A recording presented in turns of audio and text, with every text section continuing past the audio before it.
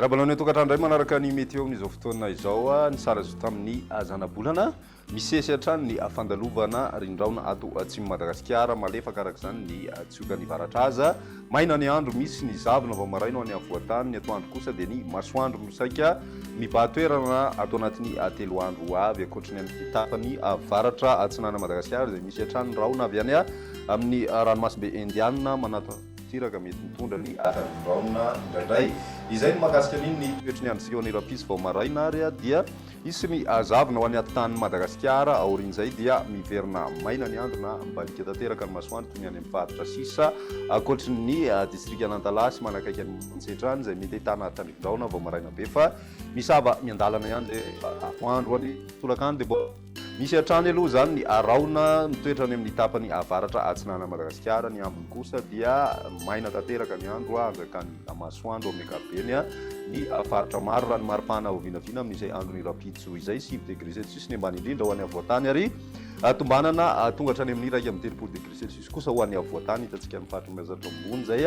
ny morotsiraka atsinana ihany koa dia mety misy tonga hatrany amin'ny 20 degré celsius ary ny any amin'ny ilany andrefana Madagasikara moa dia mafana hatrany ny andro mahatratra hatrany amin'ny 7 degré celsius ny ambony indrindra hitantsika any amin'ny faritra Betsiboka sy ny faritra Sofia ny toetry ny andro any alahady kosa indray mbola misy hatrany ny zavona vao maraina ho any avoatany sy ny atitany atsinana Madagasikara iny mety mbola hita ihany koa vao maraina na ny ariva ho an'ny orana tandrikindraona zay any amin'ny faritra Ambatsoa, ny faritra Sava sy ny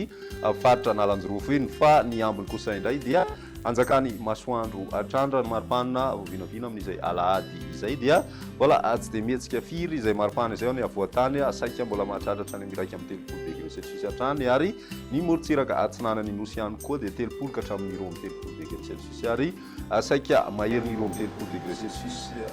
ny maripana any amin'ny tapany andrefany Madagasikara mahatratra hatramin'ny 30 degré celsius zany ho an'ny faritry Betsiboka misy zany fiakarana maripana ny faritra iny raha ny toetry ny androntsika ny alatsiny ary dia mbola mety ahitana zavona hatrany aloha amin'ny maraina ny avoatany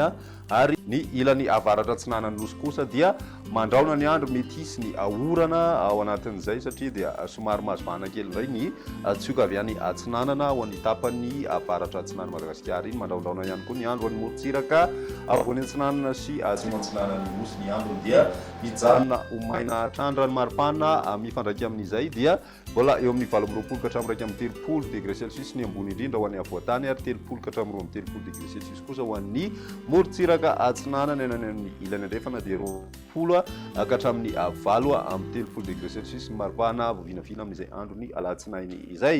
izay ny mahakasika ny farany tany fahatondrivotra nisy teto Antananarivo atonony izay tany fahatondrivotra izay amin'ny ankapobeny ary manodidina ny fetran'ny OMS avokoa ny rehetrarehetra voaray raha ny mandrafitra ny toetry ny androntsika atao anaty telo andro iray no jerena dia vinavinaina hijanona amin'ny antonony izay tany fahatondrivotra izay raha ny eto amin'ny tanànana Antananarivo manokana izay ny mety eo tamin'ny ity an'io ty ary ara-pizy indray fotoana manaraka